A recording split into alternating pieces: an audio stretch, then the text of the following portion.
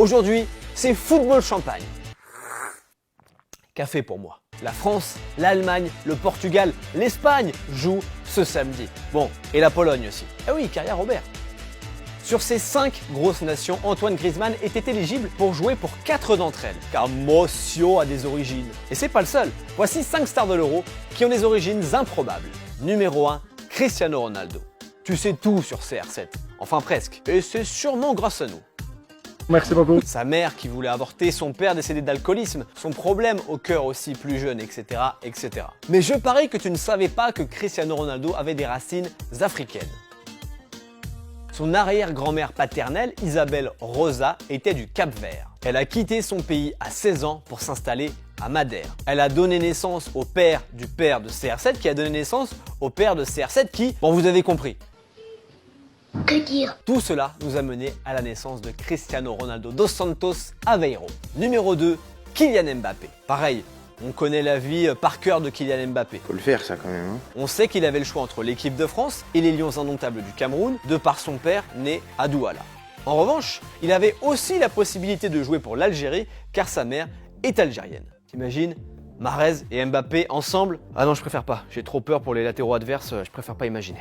Cameroun et Algérie avaient tenté des approches, mais Kylian avait déjà fait son choix, la France. Numéro 3, Antoine Griezmann. Tout pareil pour Grisou, tout pareil, il a préféré défendre le coq plutôt que l'aigle allemand. Il aurait pu, car son père a l'un des origines allemandes. Mais Griezmann aurait aussi pu jouer pour CR7 avec la sélection portugaise, car sa mère Isabelle Lopes est la fille de Amaro qui jouait au Portugal. Il a émigré ensuite en France en 1957. Et comme il a fait sa formation en Espagne, la Fédé espagnole l'a aussi approché lorsqu'il était plus jeune. S'il voulait, il aurait aussi pu jouer pour la Roja. France, Allemagne, Portugal, Espagne, ça va tranquille Antoine, t'aimes pas trop l'euro toi. On termine avec 2 stars absentes de l'euro, mais ça vaut le détour. Numéro 4, Zlatan Ibrahimovic. Zlatan est le fruit d'un magnifique mélange culturel. Un père bosnien musulman et une mère croate catholique. Chacun a émigré en Suède et c'est là qu'ils ont créé un monstre. No, the lion is hungry. Ok le Z, un lion alors.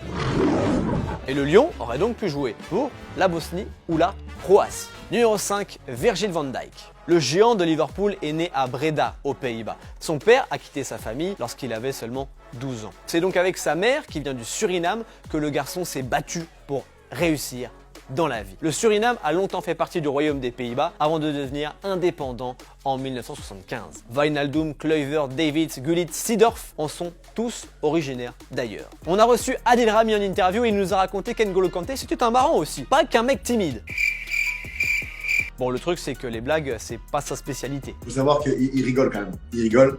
Pour te raconter une histoire, pendant l'Euro 2016, on faisait un barbecue à l'extérieur et N'Golo est toujours assis à côté de moi. Et parfois, on est tous ensemble pendant le barbecue et je raconte des blagues. Et mes blagues, elles sont plutôt bonnes, je pense. Et N'Golo, il est là, collé à moi, on l'entend pas. Et sur la tête de ma mère, qu'il était comme ça, d'accord. Et Dédé l'a repéré et en fait, il pleurait. Il pleurait, mais en fait, il pleurait de rire et on s'en est même pas rendu compte. Et quand on l'a regardé, même quand il pleure de rire, il veut pas se montrer.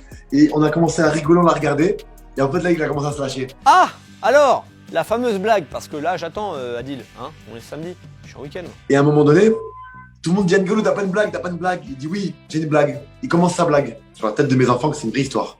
N'Golo raconte sa blague devant tout le monde, toute l'équipe. Il arrive à la fin de sa blague. Il me regarde sur la vie de ma mère. Sa blague, elle a duré moins 15 minutes. Il me regarde, il bloque, il dit ah ben je sais plus la fin. Eh, écoute-moi bien, c'était la meilleure blague de l'Euro. Et là, il y a tout le monde qui crie, qui pleure, on pleure de rire. Et lui, il était mort, il était quoi? On n'a jamais fait la fin de la blague. Voilà, si un jour tu croises N'Golo, demande-lui une blague. Par contre, pas avant la fin du coup, parce qu'il n'y aura pas de fin. Adil nous a aussi raconté une superbe anecdote avec une PS4. N'Golo, il est hyper simple. Ouais. Il est d'une simplicité, il aime pas ça. Il aime pas. Tu sais qu'un jour, on a reçu une nouvelle PlayStation avec le nouveau FIFA et un pote à moi lui avait offert via PlayStation.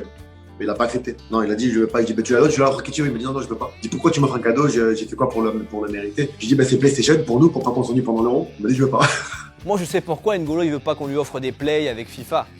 Son coéquipier de Chelsea, Callum Hudson-Odoi, l'a expliqué. Quand il perd, il éteint la play. Et en plus, il a des preuves vidéo.